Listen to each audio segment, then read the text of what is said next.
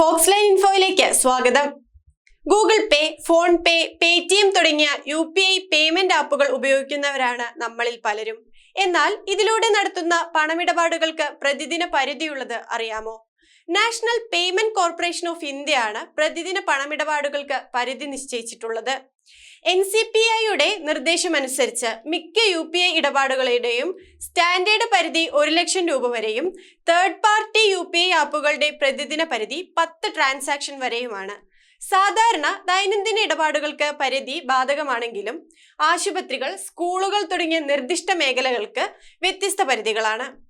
വ്യക്തിഗത ബാങ്കുകൾക്ക് UPI ഇടപാടുകൾക്ക് അവരുടേതായ നിബന്ധനകളും പരിധികളും വെക്കാൻ സാധിക്കും.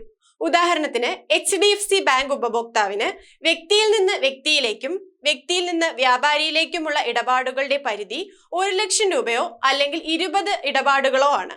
ഈ പരിധി ഉപയോഗിച്ചു കഴിഞ്ഞ ഉപഭോക്താക്കളുടെ ഇടപാടുകൾ പുനരാരംഭിക്കാൻ 24 മണിക്കൂർ സമയമെടുക്കുന്നു. എന്നാൽ ഇൻഷുറൻസുമായി ബന്ധപ്പെട്ട ഇടപാടുകളുടെ പരിധി 2 ലക്ഷം രൂപയായും IPOകൾക്കും റീറ്റെയിൽ ഡയറക്റ്റ് സ്കീമുകൾക്കും ട്രാൻസാക്ഷൻ പരിധി 5 ലക്ഷം രൂപയായും ഉയർത്തിയിട്ടുണ്ട്. ഇടപാടുകളുടെ ഗണ്യമായ ഉയർച്ചയും ചെറിയ ഇടപാടുകൾക്ക് പോലുമുള്ള QR കോഡിന്റെ ഉപയോഗവും UPI ആപ്പുകളുടെ സ്വീകാര്യതയും സുരക്ഷിതത്വവും എടുത്തു കാണിക്കുന്നു. കൂടുതൽ ഇൻഫോർമേറ്റീവ് വീഡിയോകൾക്കായി ഫോക്സ് ലൈൻ ഇൻഫോ സബ്സ്ക്രൈബ് ചെയ്യുക.